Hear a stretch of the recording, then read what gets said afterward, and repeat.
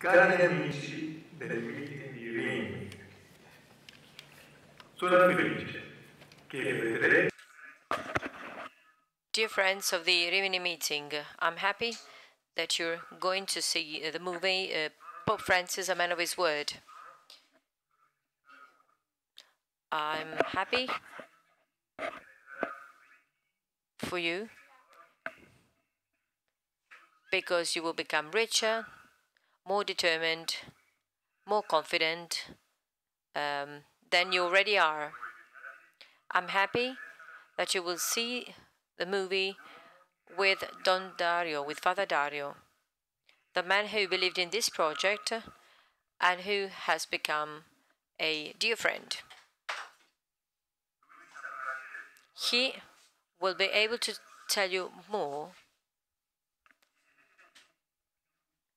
Ask him as much as you can.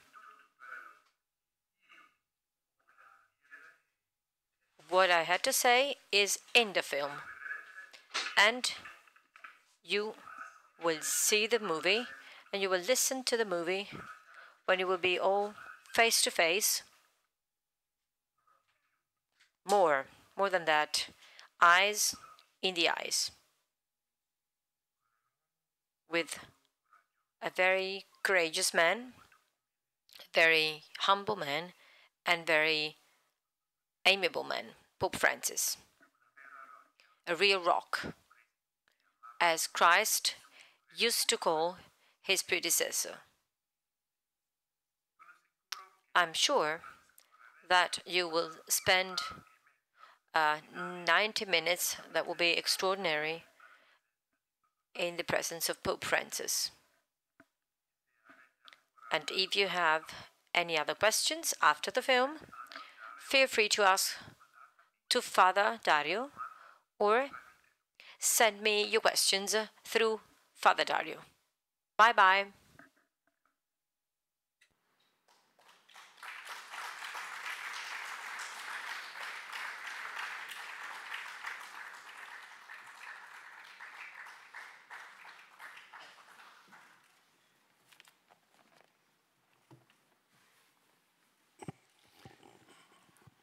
Allora, buonasera. So good evening. Don Dario, Father Dario, Wim Wenders was talking about, is here, Monsignor Dario Viganò. So, I will start by saying that this film, Wim Wenders was talking about, whose title is Pope Francis, a Man of His Word, will be visible in Italy only on the 4th of October, so we cannot show it entirely. Yet, starting from this 2.5 minutes of introduction, following a request by Don Dario, by Father Dario, I've been knowing him for many years, Wim Wenders gave us to the, gave us to as participants to the Rimini meeting, but this was a gift by Wim Wenders. I will play Barbara D'Urso in this case. We have an exclusive element. We've got many pictures, we've got this message, we have a backstage from this movie, and we're going to see something which has never been seen by anybody else up to now. And so Don Dario, Father Dario, brought us a real novelty, something new, something which nobody has ever seen, no in Italy, neither in Italy nor abroad. For the young people here in the audience and the young people accompanying us, but Wim Wenders is one of the masters of this so-called New German cinema. We'll mention some of the titles by Wim Wenders: Paris, Texas, The Sky Over Berlin, Until the End of the World, Beyond the Clouds. And then two mythical documentaries such as Buena Vista Social Club, the documentary dedicated on dedicated to Cuban musicians, and then Pina, dedicated to Pina Bausch. There was an exhibition of contemporary art in one of the previous editions of the Ribbon meeting, with some pictures depicting Ground Zero. It was a work of art by Wim Wenders. But today, we're here to talk about a singular stage in the career of Wim Wenders, justifying a title such as this one, so a new gaze from the cinema. Pope Francis, a man of his word, is a real new gaze on reality.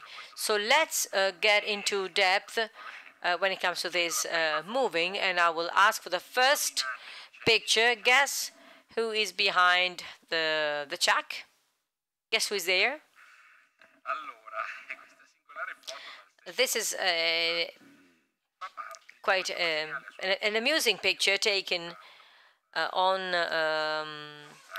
the set, and this is what part of the material brought to us by Father Dario Viganò. He's in charge of the of an organism. He's in charge of the Secretariat for the communication of the Holy See, and this embraces all the communication aspects of the Holy See. And we have a colleague, a lay friend, namely Paolo Ruffini, and then we have another colleague and friend, ad honorem, a friend of the meeting, Father Dario Viganò.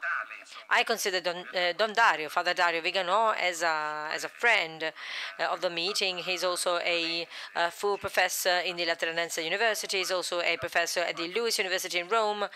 From 2004 to 2015, he's been the director of the of a foundation of the Vatican, a foundation of do you remember the pastoral judgments?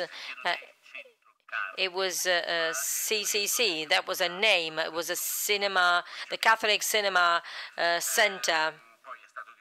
Then he was a director of Cinematografo, a magazine, the historic Catholic critical review on cinema. And then, as a scholar, you can read one of his 20 volumes, books on mass media and on the relationship between the church and the mass media. These are books which may be read by those suffering from insomnia. However, if you want to understand when the radio and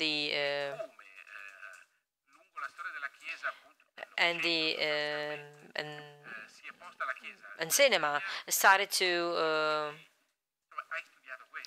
get into a close relationship with the church. So you've started this relationship, and there's a lot of interesting things in this respect. Let's come to this adventure. It's a novelty.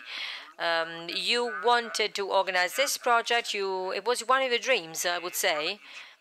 Can you please tell us why did you choose to give this task to Wim Wenders? And can you tell us a little bit more about this project? Good evening. With Wim Wenders, we've been very good friends for many years. I liked Der Himmel über Berlin quite a lot, in particular the Angels. And in 1995 in Milan, during the celebrations for the birth of cinema as an art, I asked Cardinal Martini to appoint the patrons, the patron saints of cinema. Cinema has no patron saints. I had proposed the angels, because the angels, Wim Wenders' angels, as Paolo Cevoli said yesterday night, they take themselves without any weight, so to say. They are made up of light and movement, just like cinema is made of light and movement. And they do not take themselves seriously, so they are sort of a bridge between the heart of man, which are marked by fatigue and by problems, and the year of God, in order to whisper their expectations and hopes. It was 1995. Then I met Wim Wenders during the Robert Bresson Prize celebration in Venice. It is given on every edition, during every edition of the Venice Festival. It was maybe my first year in charge of this institution, of this reality. I didn't know how to proceed, and I decided to give it a try with Wim Wenders, and then I also tried with Bacalov, a great musician. Then in the end, both of them said yes, and so we had a double participation. Then in 2015, we have received lots of requests on the part of national and international broadcasters to shoot a kind of a day with the Pope, as it was done with Pope Benedict the 16th. Yet it seemed to me, of course, a legitimate request, but maybe we could dare a little more. We could be bolder, and so we could think about a sort of a narration, a tale, telling us a little bit more of our times. And time to be thought of needs to be described, needs to be narrated. And so I said, okay, we can shoot this movie. And I started to think about a director who could introduce a profound gaze into the folds of a short yet intense period, just 2 or 3 years since Pope Francis had been appointed. And so Wim Wenders came to my mind. So the formula is a formula that of a day spent with Pope Francis. No, it is more than that. When Wim Wenders said yes, we immediately abandoned the idea of describing a typical day with the Pope. It was quite an outdated idea as a way of telling something more about Pope Francis. We decided to focus on several topics, or to focus on several moments, or to stress some gestures by Pope Francis. And we asked Pope Francis to enlarge and to widen the extent of what he had done. And so we're going to have a look at an objective gaze on what Pope Francis has said or done, and then we will have a vis-a-vis, a close look. So we shot 8 hours in total with Pope Francis. And then, of course, the film lasts 96 minutes. So there was an editing, there was a selection of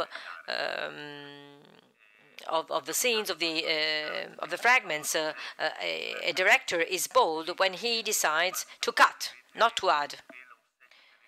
So when you have a look at the TV set, you normally have a look at the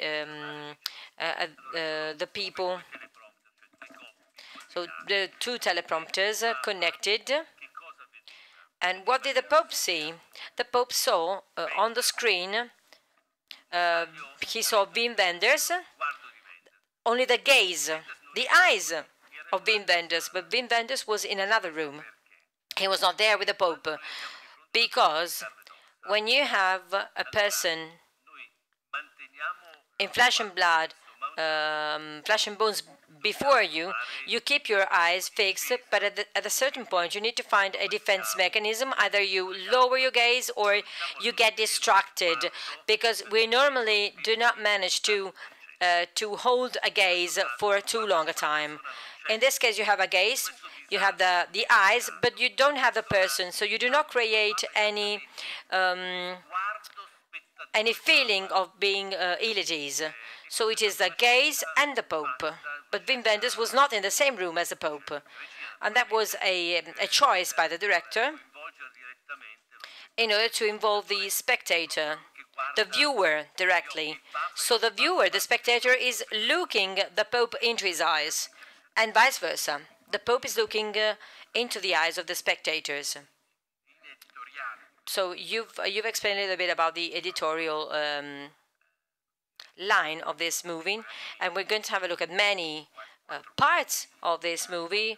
We're going to watch 4 minutes of the backstage moments.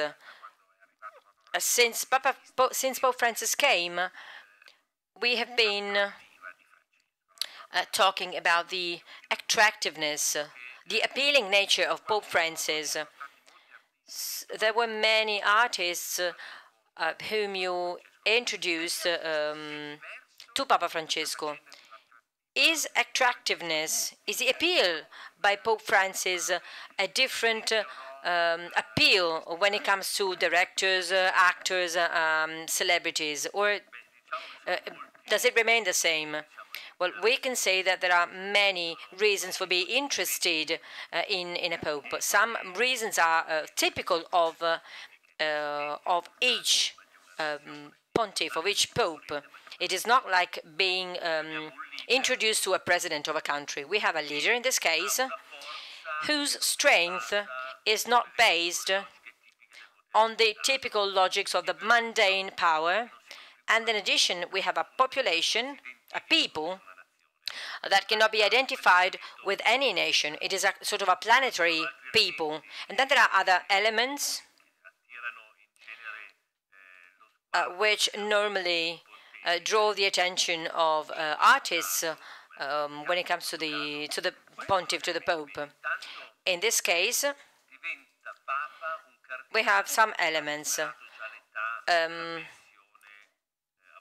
We are before a pope who is appointed pope when he was already a retired bishop, so to say. So it was a kind of surprise. And then we have a Jesuit. And as you know, Jesuits cannot receive ecclesiastic appointments if this is not a decision taken by the Pope. So it is not a mandate, so to say, which is normally given to a Jesuit from the ecclesial point of view. And then the Pope comes from South America, from a poor country. So as Cardinal Scola said, Pope Francis marks the end of the European era, so to say. These are all elements which are appealing from a narration point of view. If you add to this a man who speaks slowly and with a low tone of voice in a cultural context in which everything is rapid and everybody is screaming, you can understand that these are elements which are extremely appealing for a director. So we've heard about Wim Wenders' message. He says that Pope Francis is a rock, as St. Peter was a rock. Listening to Wim Wenders saying something like that, well, was quite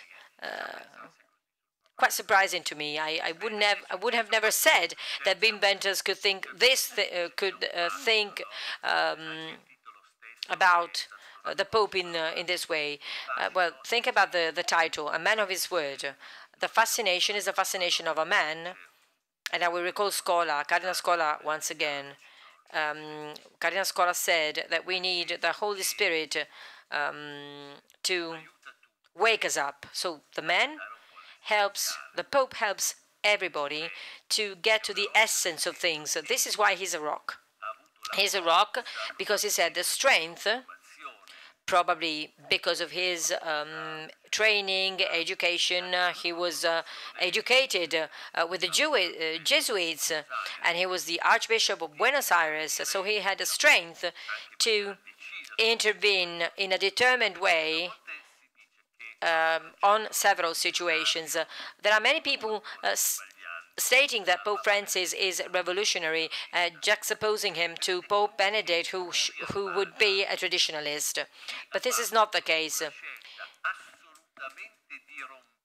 In the Roman Curia, Pope Benedict was the real revolutionary. He made a revolutionary choice because in the succession, traditional succession that has always been imposed by the Vatican diplomacy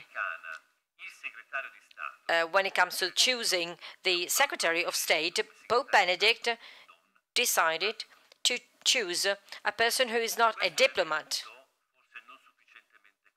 This element should have indicated the disrupting force of Pope Benedict from the physical point of view. Pope Benedict didn't have the strength because of the age, maybe. Of course, we are confronted with two different persons.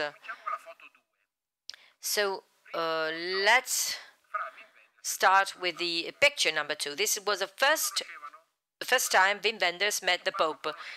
Did the Pope know the movies by Wim Wenders? Can you tell us a little bit? What's behind? What is there behind their first meeting? Did they like one another?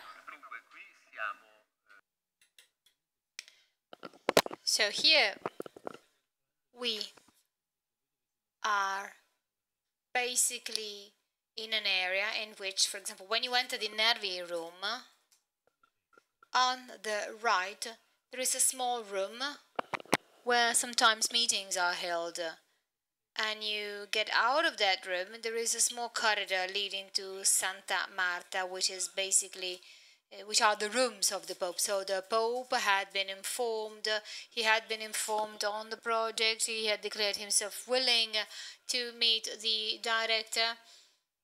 So basically you cross that corridor, and there Wim Wenders was waiting for him. Wim Wenders actually had just undergone knee surgery. And the Pope immediately, Wim Wenders actually greeted him. The Pope said, I know you, you are a great artist, and I think that the Pope at least had watched these movies, at least Himmel über Berlin, and other films by Wenders.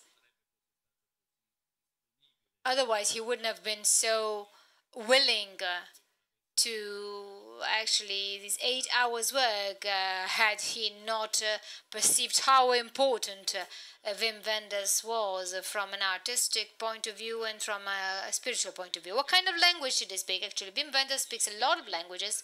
So Wenders actually held all of his interviews in Spanish. Probably he learned from the Cubans. That was very easy for him. Some words are pronounced in Italian, actually very few. But he speaks Spanish very well. So Spanish was the language, right? Yes. That's basically the mother tongue, the international mother tongue is in the Holy See. Now I would like to show picture number 3. You see here on the right, there is a lady. You see a lady. That's Wim Wenders' wife. She's always been present. She's a very interesting woman because she has some kind of a veneration for Pope Francis, and she is a photographer. She does beautiful black and white pictures. She also takes pictures for exhibitions, and also during the shootings actually she was taking lots of pictures. Actually she was always there, and it's always very, very nice to see Wim Wenders and his wife. I mean, their relationship is marked over time, but it has remained always very, very true over time. So she was always there, she was always in the set, but she had accepted that the relationship was with the two, because she's an intelligent woman.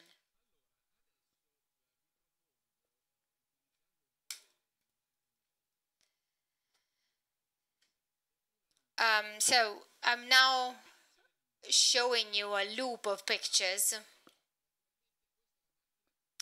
This is the car with which you and the Pope arrived. That's Fiat Panda. That's my car. So you basically drove the Pope Francis to the set with the panda. But actually distances are very short. It's just half a kilometer drive. Actually, they're both dressed in white. Who's the Pope? And look at this. I mean, this shows a high degree of familiarity. It's because over time, this is a worker, a French worker, or maybe English if I'm not mistaken, I'm not sure. Then there was a Frenchman at the mixer. Here we are outside the room, the so-called room of the Aula del Fungo. So after the shootings, after the shots, the two met, and there was great proximity between the two, great familiarity. This is back to the car. So the Pope arrives on Don Viganò's panda, and then you see here an area of the Vatican Gardens, which is very high, that's close to the helicopter airport, and where children also arrive to the children who are then hospitalized at Bambin Gesù Hospital. Sometimes you have children with very complex diseases or illnesses, and so basically from that point, they're directly brought to the Vatican. So that's an area where lots of walks could be made before, but now you also have the possibility to take walks and also to see these helicopters landing and bring in the children. And we had some shootings there, and it's really very interesting. When you shoot a film, actually there are some warnings, some household announcements. Cellular phones, smartphones must be switched off, so the shootings must be in silence. And then the mantle of the Pope went upside down. It was reversed. So basically, we wondered what we should do in that case. And the Pope basically said, well, no problem, because if the wind blows and actually the mantle is not in perfect state, no problem, because that's part of life. And then at a given point, the Vatican Gardens are full of small parrots.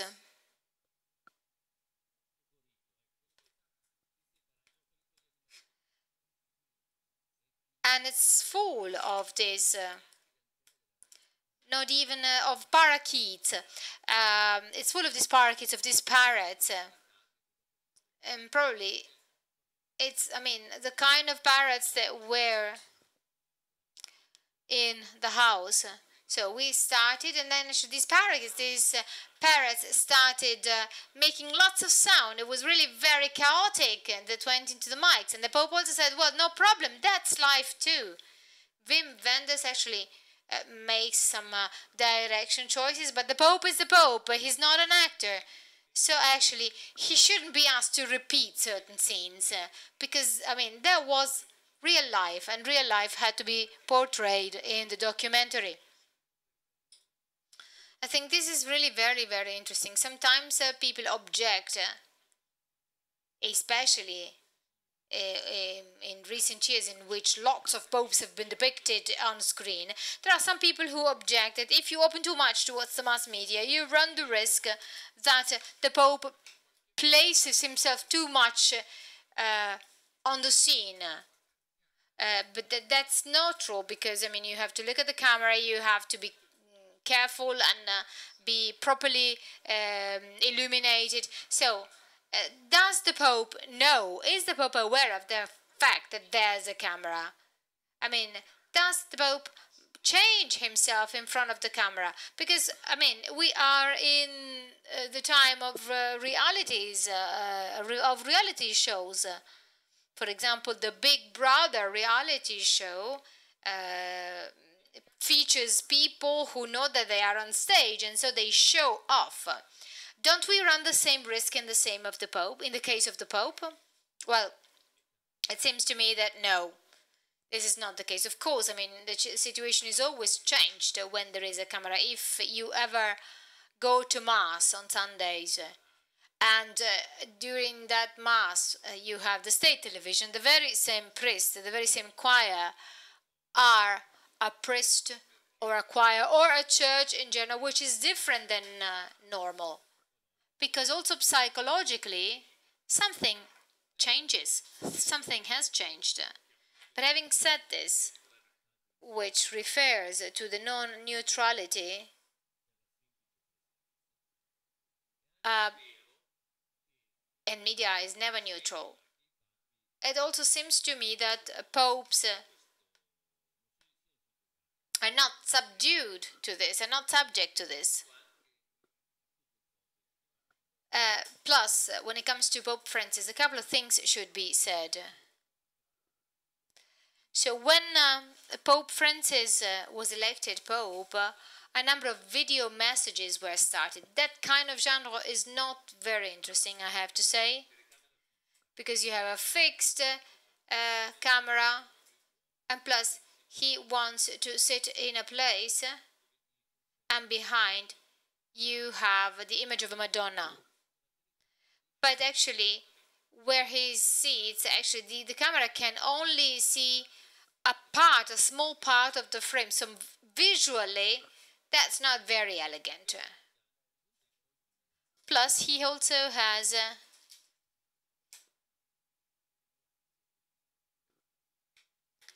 so basically, I tried to convince him of the need to use the prompter. So we started. So we used the one that was used for the exhibition, for the internal exhibition. And so basically he said, how can I do this? If there's a passage of the Bible that does like that, how can I quote it from the Bible? So he had to endure this thing for some time, some short time, and then he said, no, I don't like this. I don't like this because it seems to me that I am acting. So please leave that and let's do our video messages exactly as we did them before. So fixed camera and the Pope with the sheets of paper. So basically you try to convince him.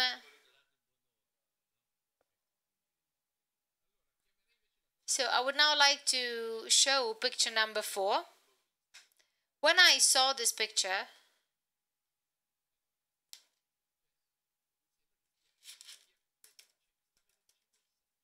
what is he doing? Is he blessing the set?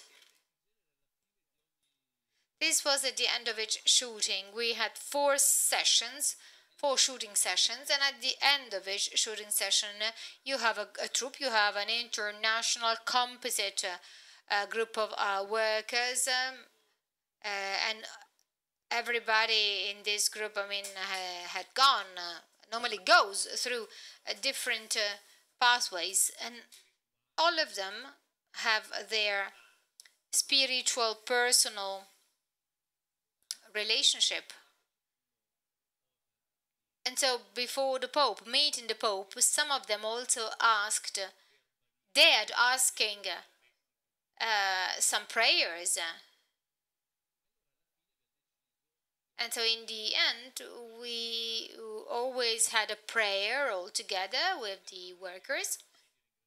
That was a prayer to thank God, and also he was praying with them to pray for those who were present for their work. And then there was a final blessing. That was always a very nice moment. So that was also, I believe that the Holy Spirit then acts in history, following its creative ways. So you're saying that maybe these people then left the stage in a given specific way. I have yet another question. It came to my mind, and I am asking you this question because you are an expert of the media. There is a video on Leone the 13th, one of the first movies of the Pope of 1890-96, and it was really very, very interesting because you see this very old Pope. So Pope Leo the 13th, and when looking at this video, I always thought of this Pope who saw that device for the first time, and I wondered whether he was blessing the cameraman or the ones surrounding him, because actually even if we don't see it, there is a context. Or was he already understanding that behind that camera there were going to be people looking at him? What does a Pope do before a camera? Well, first of all, I suggest that you go and watch the video on YouTube, because you see Leo the 13th.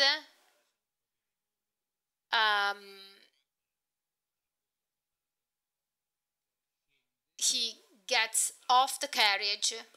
He arrives with the carriage, gets off the carriage, then he sits down. It was probably very, very hot, and then sits like that. And then there was a secretary of the Pope who came close to him and invited him to move, probably because they had not explained to the Pope that actually that device could basically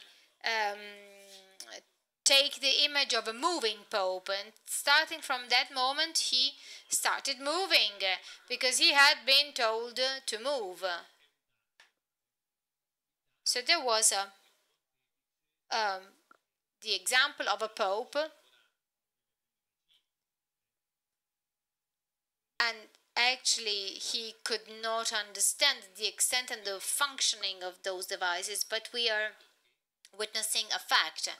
The fact was that there was a Pope blessing a camera. This is at least what we have.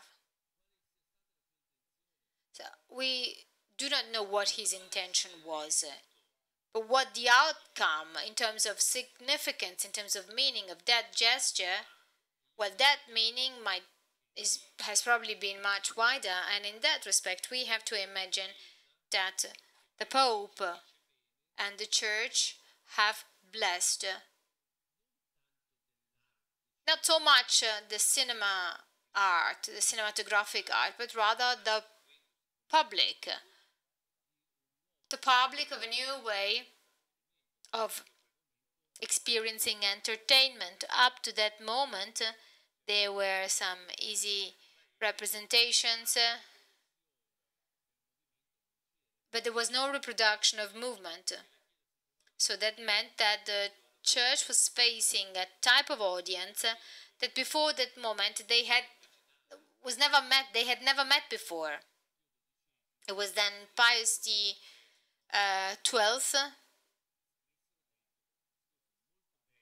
who wrote a number of interesting speeches on the Pope, and there was a whole encyclical on cinema. So that was the beginning of a relationship of the Church with cinema, which is characterized by a twofold pedagogy. So on the one hand, the Church meets the people who are the protagonists of this new means of communication, and then it invites them to continue working. The Pope blesses them and this new way of working, and at the same time it also warns about the importance of moral teachings. So that's the strategy of people who on the one hand start a new important way of communication. So basically they welcome this new way of doing communication, at the same time warned about the need to do proper communication, morally proper communication. Now let's have a look, let's watch this almost 4 minutes backstage of this film on Pope Francis, a man of his word. I suggest that we turn off the lights.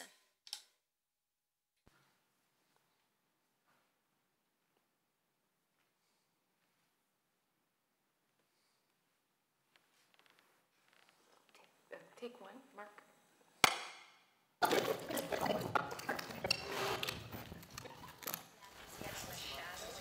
Lower down the level of lights, but it doesn't change the effect. Io toglierei una frost da 250 da qua. Take off.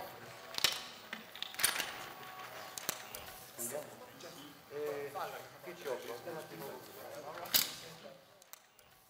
Laura, can you please sit right here if we can see them? Yes. In French, please. Ok. Get glasses off, please.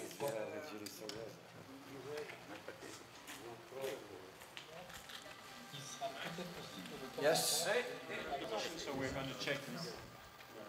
Laura, can you please pop the crosshairs off for me for a moment? Take them away, please. Forever? Just for now.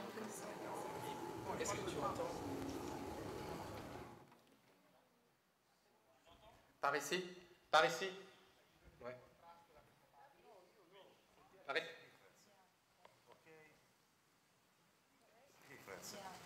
Ok.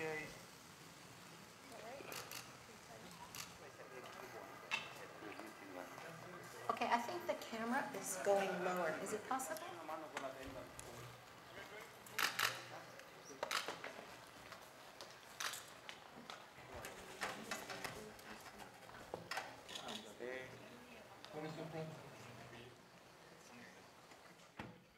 Il doit parler à voix basse.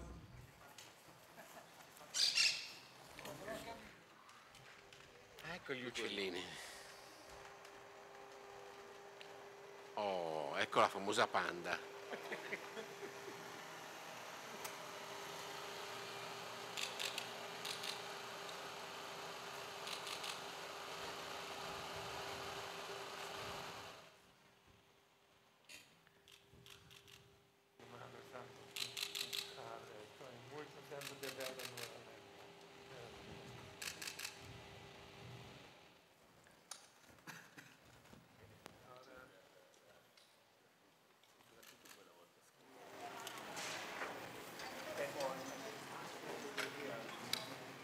Buonasera a tutti.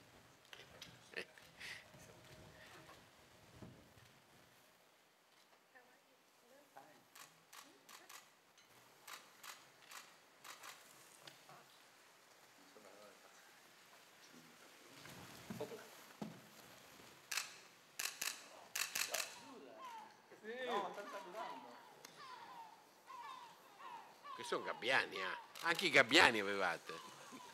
Porca miseria.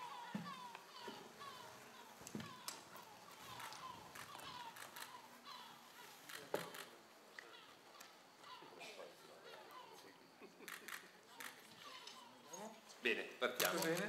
Sì. Confortabile?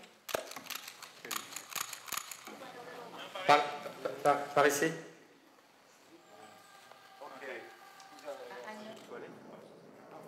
Alors vas-y maintenant. Non, non, on fait le...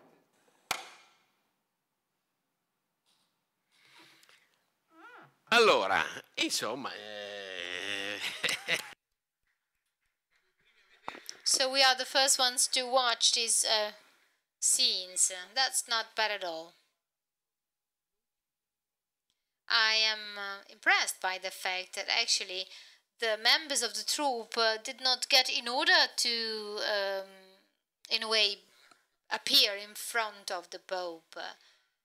Actually, these people didn't simply turn off their head or had a different behavior before the Pope.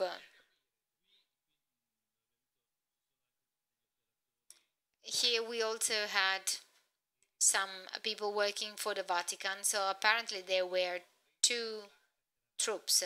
The ones from the Vatican are all dressed in black with a tie. And then you have the international troop working for Wim Wenders. the main vision is not that of shooting images with the Pope. They're very careful.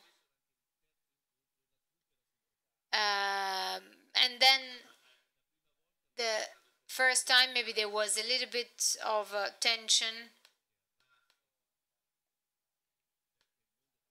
But this is how actually the world of cinema is.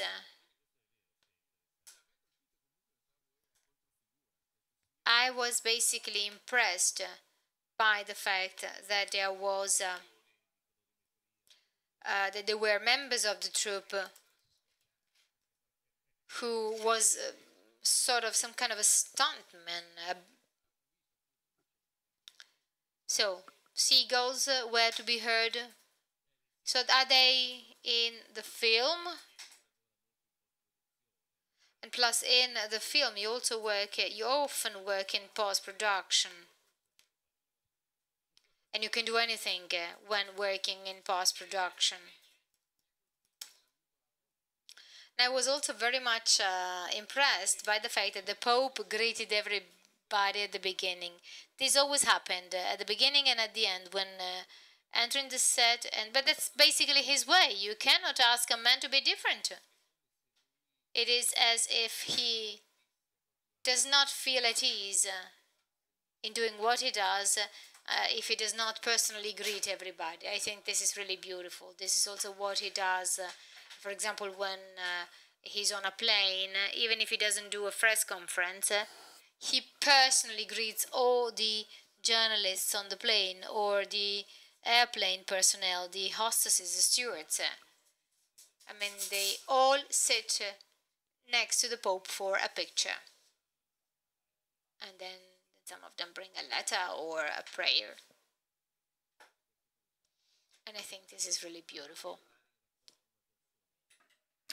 So, getting into contact with a person whom you never shook the hand and you've not touched his or her flesh is always a distant kind of relationship. And Pope Francis, on the contrary, wants to shake the hands of the people.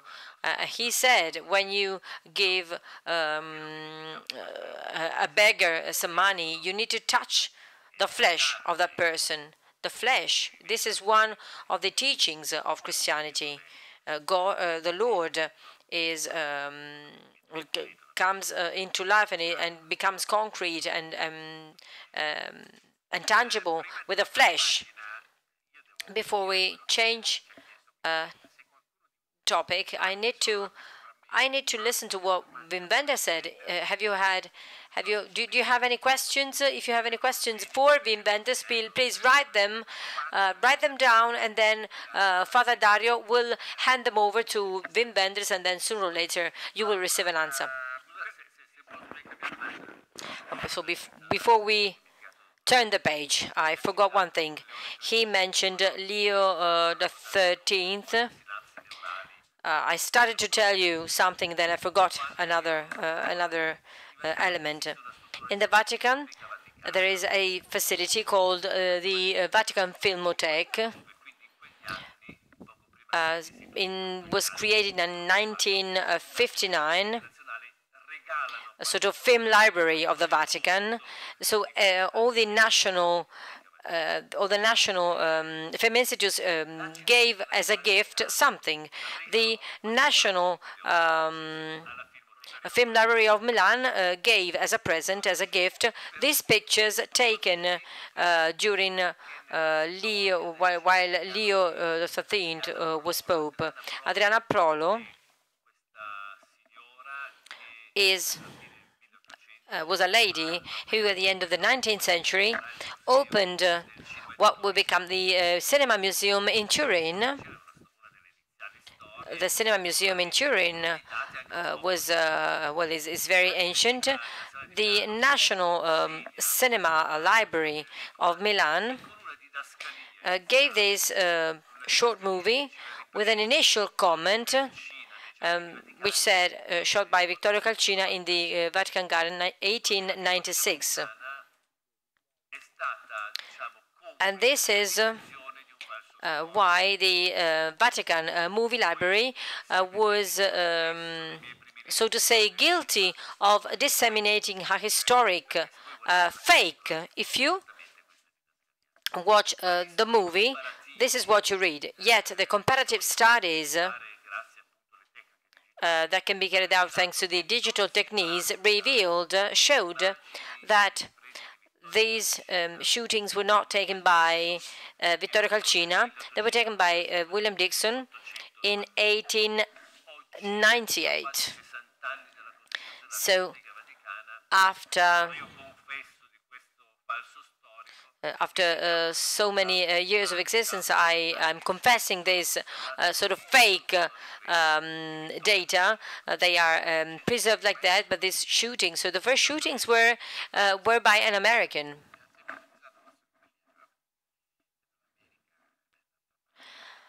So the Americans are always the first ones. So let's turn the page. Up to now, we've talked a little bit about this cinema, this movie adventure, and we are extremely curious about the movie, which will be out in the cinemas on the 4th of October. So it's going to be out in the cinemas on the 4th of October, but it's already made a world tour. Well, there were many interests when it comes to this movie, because it was a movie about the Pope, and because it was directed by Wim Wenders. So 8 hours shootings plus 6 hours in Assisi, shot in Assisi with a 30mm Handycam in black and white. 6 hours in Assisi, and so from all days. The director's cut is 96 minutes. That's the duration of the movie. The pre-edited version was shown to the Universal Studios in the US. And something particular happened. The heads of the Universal, the buyers of the Universal Studios, saw it 3 times, and they lived this kind of shooting, of experience with lots of emotion. They were moved by the shootings. They were moved by the movie.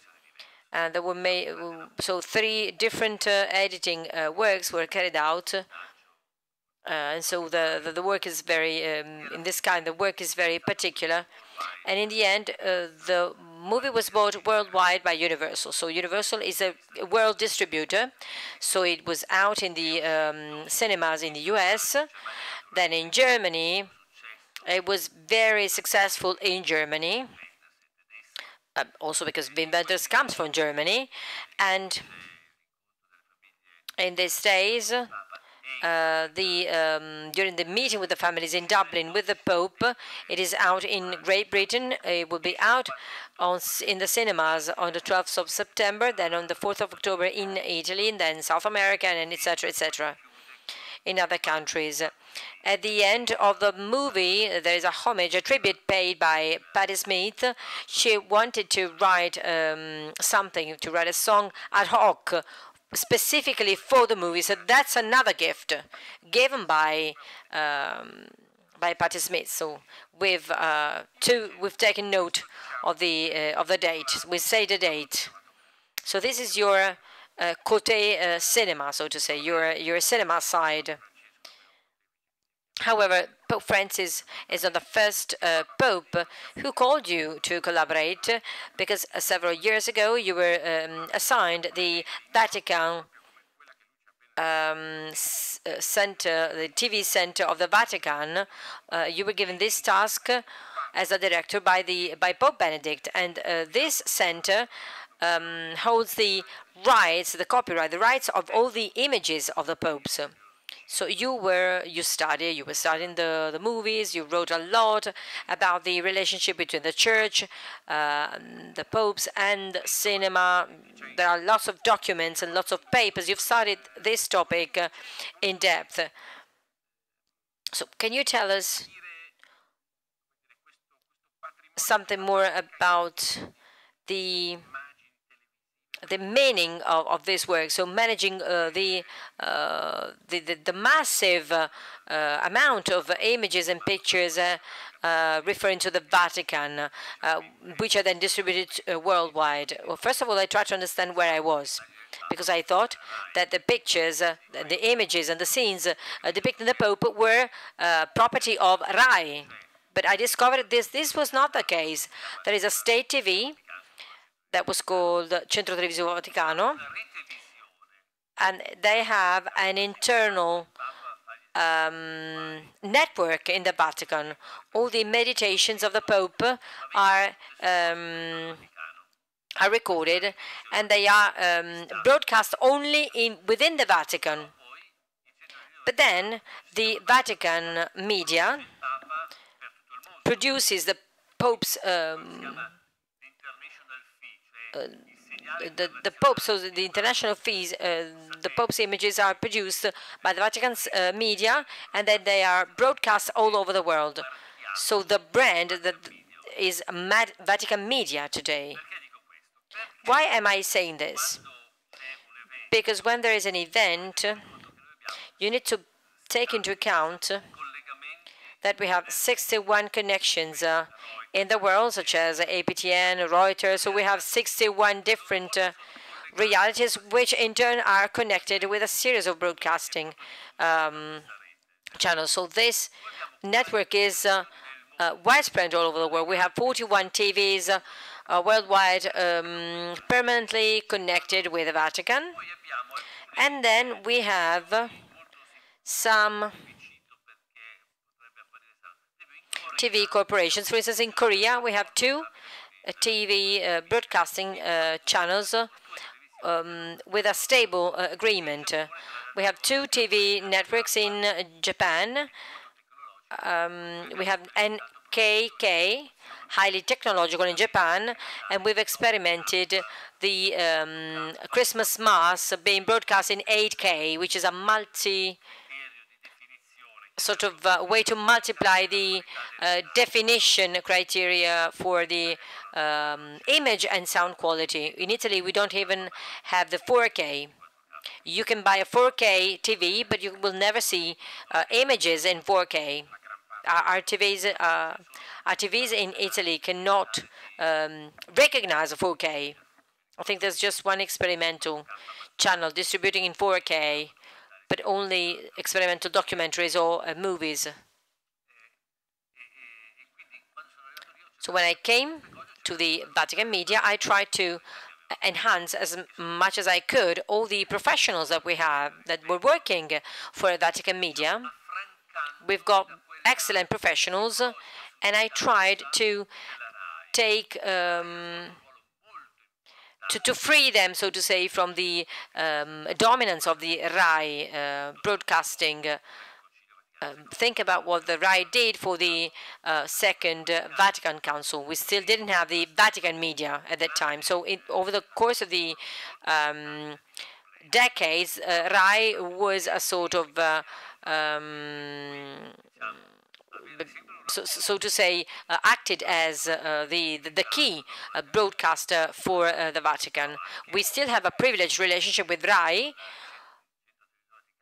but the Vatican Media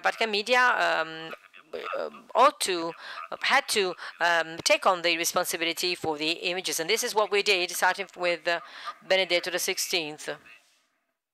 So when you talk about 8K, you're mentioning the fact that you decided to multiply the technological quality of the Pope product, so to say, that the visual products referring to the Pope. This was another of your tasks. Well, this is important. We always have to do the things in the best way possible. Not because we want to be technologically bright, but because to us the communication of the message of the Church is so important that it is true that we need to focus on the countries who are technologically poor, but we should also focus on those countries which are technologically more advanced. So if you have a specific technique, a specific technology, so you cannot upgrade from the bottom. You can downgrade to HD from 4K to HD, but an SD or HD cannot be upgraded to 4K.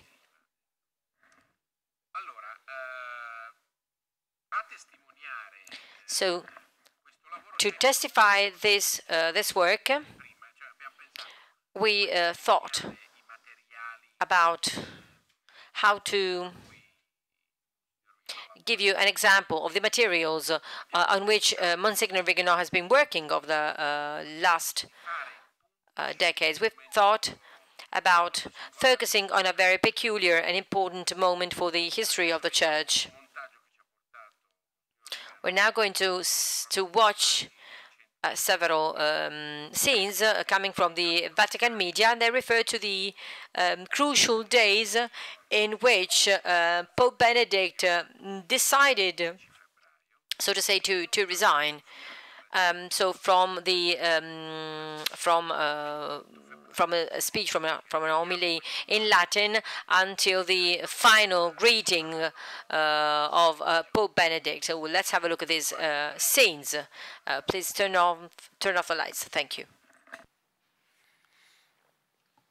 Qua propter bene conscius pontes huius actus plena libertate declaro, me ministerio episcopi Rome, successore Sancti Petri, vi permanus cardinalium, Dium divicissima aprilis bis millesimo commissum, renunziare iter da die 28 februari bis millesimo 13 hora 20, sedes Rome, sede Sancti Petri vacet, et conclavia delicendum novum sum pontificem, episcopus competit convocandum esse. Fratres carissimi ex toto cordi, gratias aga vobis, promne amore et labore, formecum pondus ministeri mei portastis, et veniam Peter pro omnibus defectibus meis.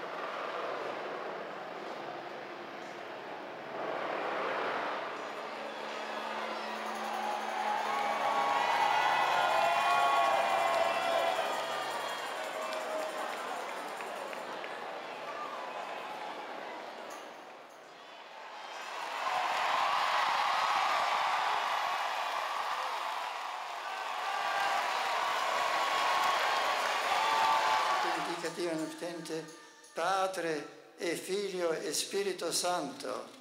Grazie, buonanotte. Grazie a tutti.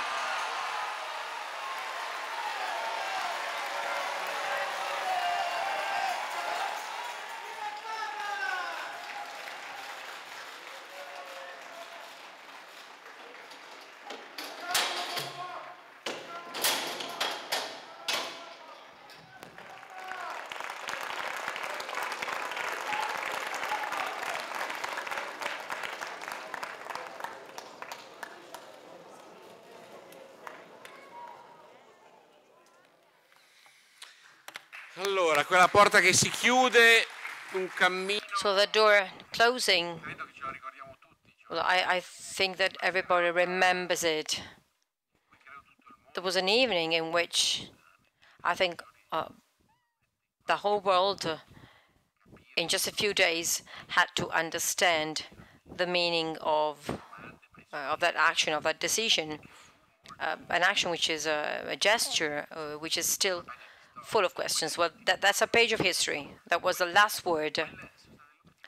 The last words said by, pronounced by Pope Benedict in the quality of as a pope.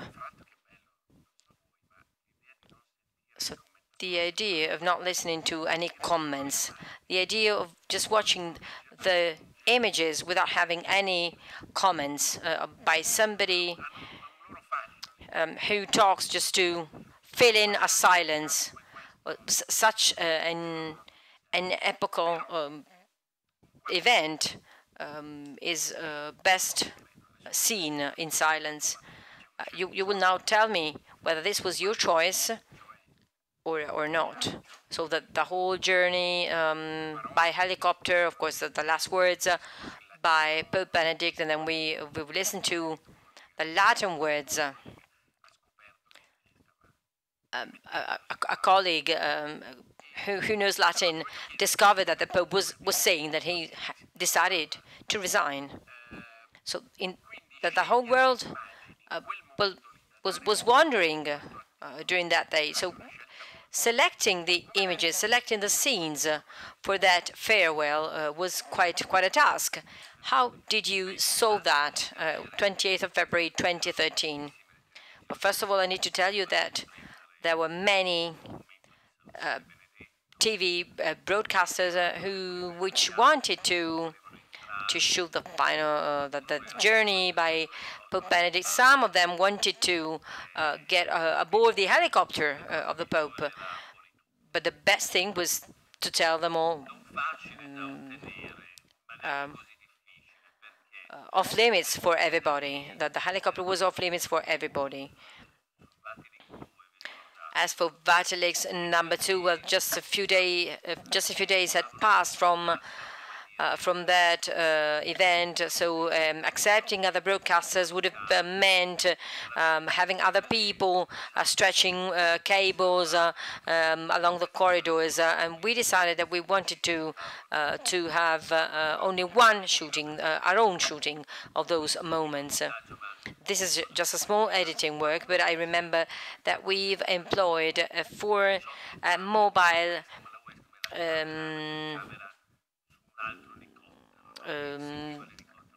units, and then we had lots of cams. It was quite a complex operation, and then the tail, so to say. Well, that was a tail on 3 elements. The first one showing the serenity and the tenderness of Pope Benedict.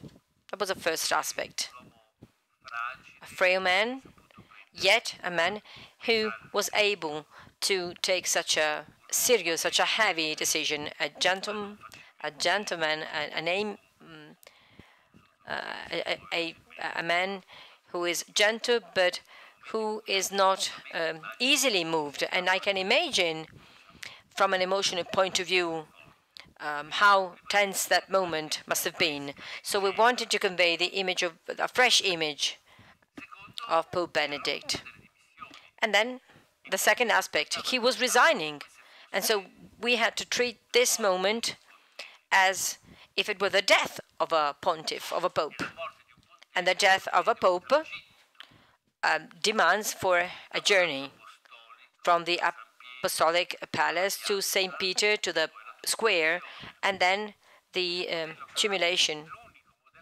So the only model you had was that of the death of a pope. If you noted, we saw some pictures of Benedict after, but we never saw Benedict returning from Castel Gandolfo, because it would have meant a pope coming back from death, coming back to life. So if the journey had to be treated as the conclusion of the life of a pope, the fact that the pope was no longer the pope, we could not shoot the returning of the pope. So that was the idea of the journey, that type of model that we had. And then a journey that was almost a journey to thank the people who were living close to the Pope, and because of that,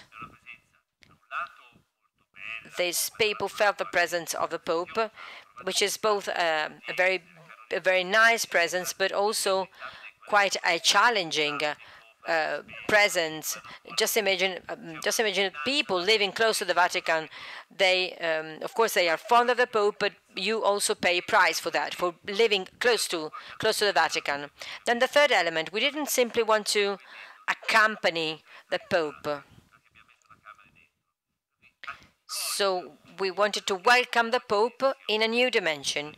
And you saw the images of the Pope entering the house, a Pope Emeritus, who devotes to other issues. So he accepted TV inside his house. So he's a very, very good, very nice man. So he accepted our presence. And then both his secretary and another important person of the Pontifical House, they facilitated, well, maybe he was helped by the fact that he knew that it was the last time for the cameras to carry out a shooting of the Pope. Well, we were the first ones who hoped to do a good job. Well, there was a lot of tension because we had decided to say no to all the broadcasters. And so we had to sacrifice ourselves in case we had done a bad job with that journey, with that shooting. But then at the end of the shooting, we read that we had made a media masterpiece. So the tension simply disappeared, and then we celebrated all together. So there is some detail. I mean, we're about to close the meeting, but just one last thing. Since Pope Francis was elected, when he came on the balcony, he greeted everybody and said "Buonasera," and we were all impressed by that. But actually, we have now just seen that Pope Benedict basically said, when greeting the believers, he said "Buonanotte." So he also greeted the crowd. The day was at the end, and so he said "Buonanotte." He didn't say "Arrivederci." Maybe that "Buonanotte," good night, was probably some kind of a stimulus for Pope Bergoglio, for Pope Francis to start greeting the others. Cardinal Scola, in his book, wrote that he met Bergoglio, so Pope Francis, before, and that he was very serious. I mean, during the pose, everybody would stand up and he would stay there with his notes. So I am impressed by the many smiles and the friendliness. So that means that that's a state of grace, the grace of state. So basically, that's a nice thing. So let us finish with a picture, with yet another picture. That's picture number 5. There is one last story to tell. Martin Scorsese. That's also very recent. You dressed as a Monsignore. That's your uniform as a Monsignore, actually. So the Pope and Martin Scorsese, you basically had the Pope meet Martin Scorsese, another great personality in the cinema world. Scorsese had made this film on Jesuits in Japan, Silence, a very long film. I don't know if you've watched the movie. A very long film. He certainly is a master in cinema. He's more dramatically, he's very unquiet compared to the topics on the Christian faith. And actually his film was a great provocation. So, but he actually had this desire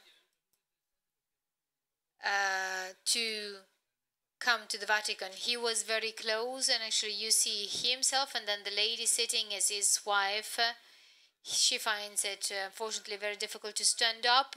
And then there was one or two daughters of Martin Scorsese and their partners.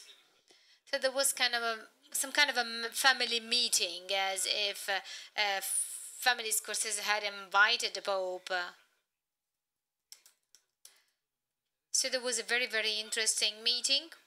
For the afternoon, we had organized a view of the Silence, and Paolo Sorrentino also joined. So there is a whole series of directors around the Pope.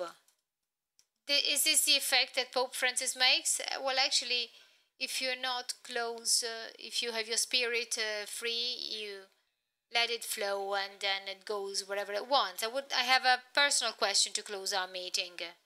We've known each other for years, and I know that for years you are passionate about cinema images, pictures. Well, here at the meeting, I would like to ask you this. What do cinema, pictures and the television, what do they have to do with you being a priest?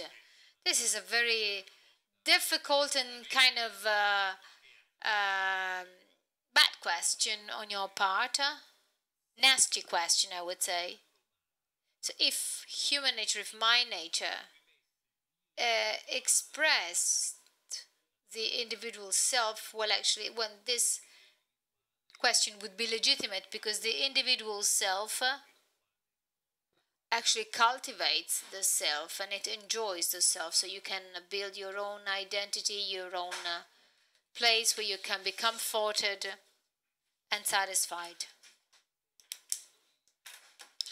But we as Christians, as baptized Christians, for us, the human nature is the place in which the self is expressed as the Son and not as an individual self. So that's why I think that it is important, because actually the gift that you're given when you are baptized through the Holy Spirit makes it possible for you that you can, tell yourself as the son of a Father God in the human person I am, be it a parish or a place in which, for example, you talk about cinema, or in a place in which you are within friends. Because actually what makes the difference is not what I dream as a self, but what I have welcomed in myself as a gift, which is that of being the son of a God who is a Father. Thank you very much to Monsignor Dario Viganò. Thank you very much for everything that he's brought to us this evening to the Rimini meeting. I would like to remind you that on the 4th of October you have this the date on which this document will be released. And I would like to remind you once again that it is really possible to support the Rimini meeting by donating. And actually, all along the Rimini meeting fair, you have the stands under the writing Dona Ora. You have to donate your money only there,